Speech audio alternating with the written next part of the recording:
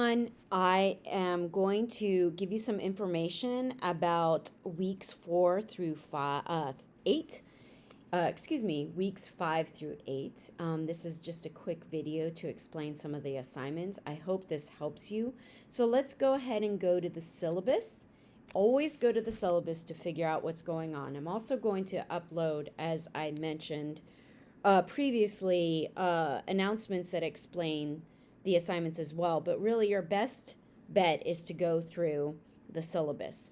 So for week 5, you're going to finish lesson 4, continue to work on your research paper, take the midterm exam, and complete the annotated bibliography, and then you also need to post to the week 5 discussion forum. So let's go through some of the easier assignments first. So week 4 is the interpreting poetry lesson. So you need to go through each of these activities, especially, I do want you to read through the poems. There's a lot of them here. So just so you know, for the midterm, you do not have to have any of these poems at all memorized.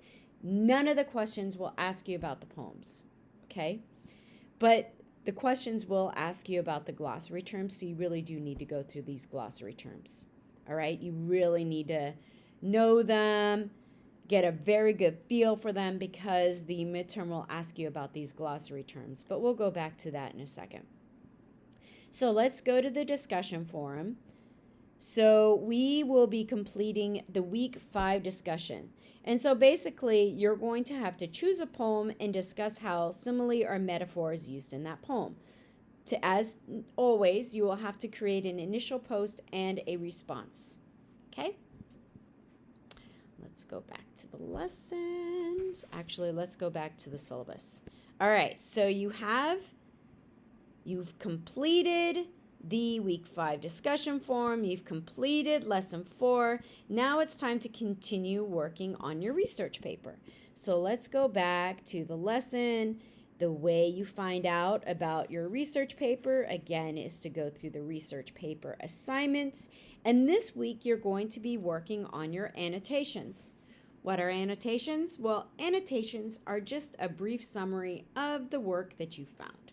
So what you're going to do is create a works cited citation, and I will upload a resource that shows you how to cite MLA style.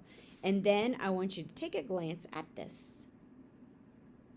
Okay, that shows you how to determine if a source is scholarly.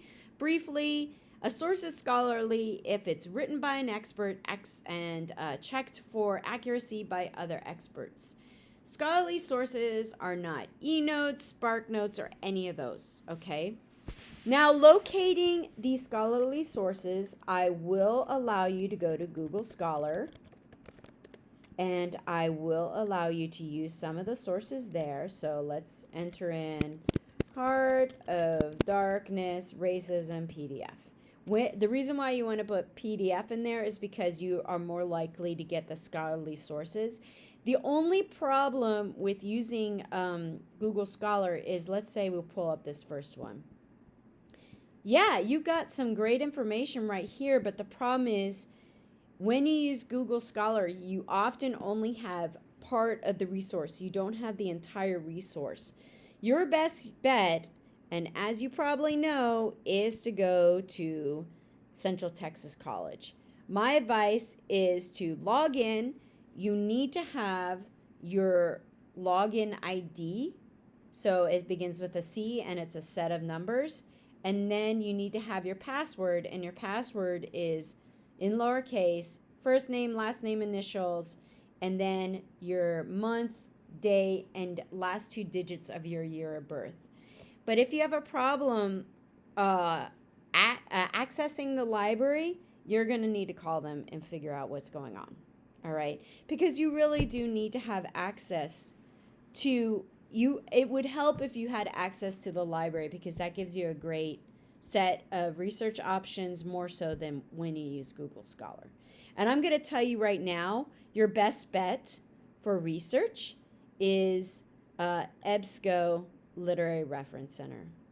All right, so let's pull that up. All right, so I have a source already pulled up because I entered in as source terms Heart of Darkness and full text. I clicked on full text.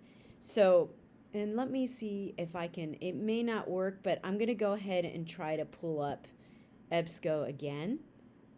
And if it doesn't work, I apologize. Okay, good. Let's go through advanced search. Okay, so I'm going to do this, Heart of Darkness, and then I'm going to click on full text, because it doesn't help if you get part text of something. You want the full text so you can actually use the resource. So then I'm going to click on search, and hopefully this will work. Great. And then I'm going to scroll down, and let's say, ooh, I try to pull this on up on Google Scholar, right? But I didn't have access to it. But lo and behold, I have now access to it using the CTC library. You see? That's why you want to have access to the library. Yeah, you're going to find like little bits and pieces of research, but if you actually use the library, you're going to have the full source. All right, so let's say you've read through this, you really like it, and you want to use this source. Well, here's a little nice thing. Click on, let's see if it's on here. If not, I'll move back. Let's see. Email. Okay, I'm going to move back. Okay, actually, I'm going to pull it up again. So let me move back. Hopefully this will work. Okay, note this. Click on this cite button, then scroll your way down.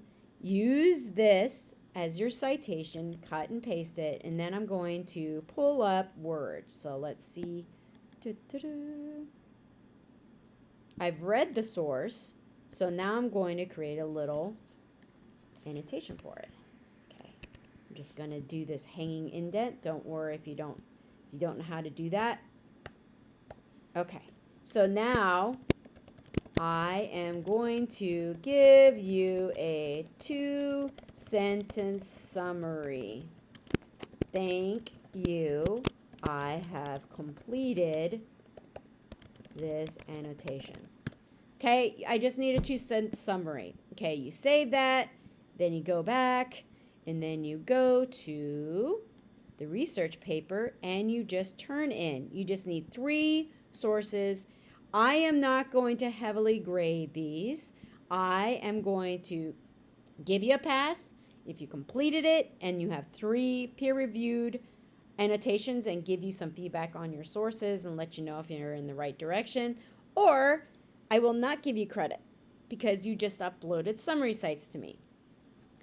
The points for this will be given on your final version of your research paper. Okay? So, also this week, and this is why this video is going to be long, also this week, you have your midterm due. Yay! I'm sure you're all excited about taking that. Don't worry too much about it. Briefly, and I can't pull it up, but briefly, this is what is on the midterm. And those of you who are listening are probably really happy to have this little help with it. Okay, so there are going to be 50 multiple choice questions on the midterm, and then you have an essay. Do not memorize the short stories. Do not memorize the poems. You're not going to be asked specifics about any particular short story or poem. Instead, read the vocabulary terms for both the short stories and the poetry section ahead of time. Get a really good feel for those vocabulary terms because you're going to be quizzed on those vocabulary terms in the multiple choice section of the midterm. You will be also asked very basic questions about the short stories in general. For example, you may or may not be asked a question about what is your favorite short story. You may or may not be asked a question about a story that uses first person or third person or something like that. So look through your vocabulary terms to figure out what I mean by first person or third person. You may or may not be asked a question about a story that has a conflict or a story that has a plot or something simple. But you need to actually have a couple of short stories that you remember in your pocket so you can bring it up and answer these general questions. You do not have to memorize all the stories. You just have to have a basic idea so you can answer very basic questions about them. All right? So know the vocabulary for the poetry and the short stories. Know basic information about the short stories. And then you're going to have a essay that you're going to write about a poem that is already given to you in the midterm. You will be given that poem. You need to make sure you reserve enough time to complete that essay. The essay will involve your interpretation of the poem and you integrating poetic vocabulary into your essay. So you're going to have to interpret the poem and integrate vocabulary. Am I going to make you or quiz you on your perfect interpretation of the poem? No, I'm not going to do that. I want to see you understand how to interpret a poem. I want to see you integrate vocabulary, and that's it. So think intro thesis, your interpretation of the poem, body paragraphs that prove that interpretation with some vocabulary slapped in, and then a conclusion. Am I looking for perfection? No. Am I looking for a full essay that completes the directions? Yes. Excuse me. If you do that, you will do well. Okay? Not looking for perfection. I'm looking for understanding. All right? So let me see if I've covered everything for week 5. Okay. Yes. Okay, for week 6, I want you to begin lesson 5. Continue working on the research paper. Then you have your research draft due. So let's go ahead and look down here. We have lesson 5, and I'm going to clear my throat again. I apologize. I'm talking a lot, and I don't feel like redoing the video. Okay, so let's click on the drama section. You have the introduction, learning objectives, learning activities. So that means you will have to read these plays. Oh no, you say. Oh my God, more readings. No, no, no, no, no. You're not going to have to memorize these plays. You will have to know at least a couple of these plays in order to complete the final exam. So my advice would be to read a comedy and then read a tragedy. Okay? Read a comedy or read a tragedy. And then also read a realistic play. Because your final exam will quiz you on one of these plays. You don't have to read them all, though. You just have to read 3 in order to help you understand or answer the final question. Okay? And you also could probably maneuver a play around that it fits one of these components. But you do need to read at least 3 of a one kind of genre in order to answer the questions.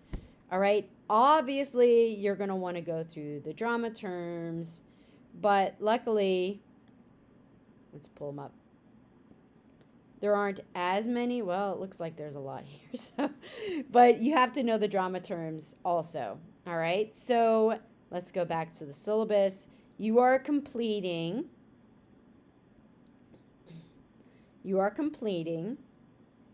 the lesson 5, and you're continuing to work on your research paper.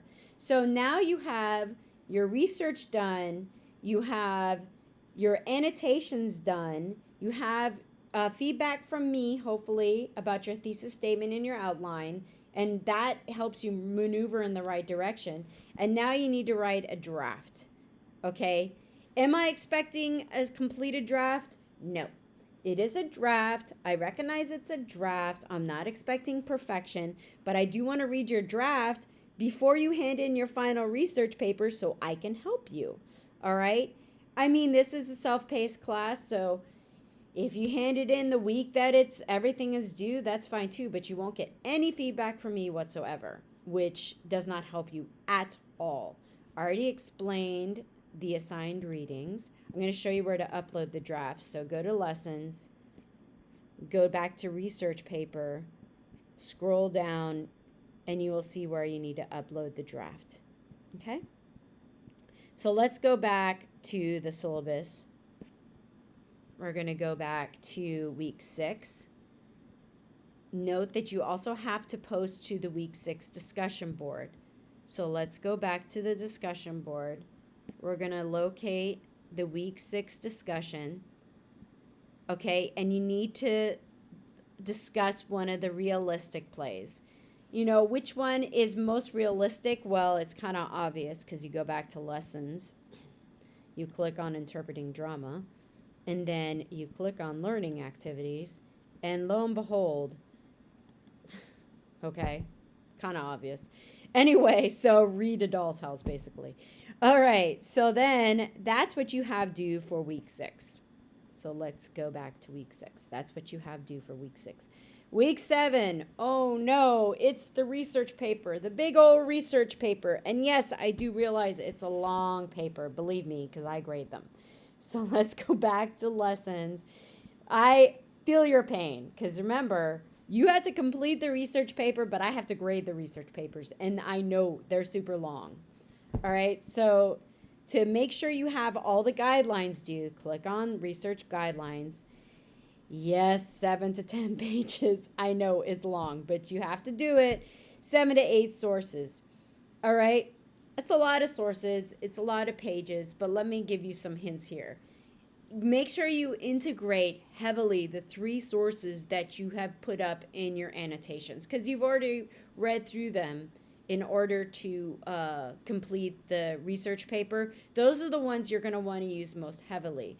Then the other 4 to 5 sources, you can smatter them in there a little bit. I want you to actually use them, but really focus in on those 3 sources. As long as you have 7 to 8 sources in there, I'll be happy. Just, you know, like a singular reference in your essay. Also, the 3 sources that you use really do need to be peer reviewed, and I showed you where to access the peer reviewed. The 4 to 5 sources that you find, they don't have to be perfect, okay? If you find them online through web sources, I'll be okay with that, but just make sure you're not using any sort of summary sites, because I really hate summary sites, and I really hate Course Hero, so if I see that, I'm going to be not happy, okay? And here's the other thing. When you write the research paper, a lot of people write the research paper and try to integrate sources after. My advice would be to read at least 2 of the 3 sources that you wrote annotations on. I mean, really read it, and then write about what those sources have said. All right, so instead of coming up with your own stuff to talk about, read the sources and write about what the sources say. That's what a research paper is anyway. You're telling me what the sources say. So basically, you're just writing about your sources. That's it. You're writing about your sources. You're not coming up with this stuff on your own. You're writing about what the sources say. So in other words, let your sources write your paper for you. It's that easy. Don't overthink this. It's long. I know. It's going to take a while. I know. But just write about what your sources say. Okay? This is where it's so important for you to turn in a draft, though, because if you turn in the draft, I can actually help you with that essay. All right? So, yes, during week 7, let's go back to the syllabus. During week 7, you are turning in your final research paper, and that's all you have due that week. It's a lot of work, but you guys can handle it. All right, week 8, you only have one more assignment due, and that is the final exam. Guess what? The final exam is so similar to the midterm. So you're going to still be quizzed on poetry terms, short story terms, but then you're also going to be quizzed on dramatic terms as well. And it's going to still be 50 questions, multiple choice. And guess what? You're going to get the same sort of short story questions that you got from the midterm. All right. So you're going to have those short fill in the blank short story terms. It's kind of silly, but yeah, it's very similar to the midterm, except you're going to get dramatic terms this time. So make sure you study the dramatic terms as well. Then, and this is where it's key, and this is where students screw up. You also have an essay due this time. The essay is about the plays you read. This is where it's really important that you read a comedy, a tragedy, or a realistic play, because you're going to be asked a question that is about one of those three. As long as you read one comedy, one tragedy, and one realistic play, you're going to do fine. Just make sure you reserve enough time to complete that essay. The essay is worth half of your final exam grade.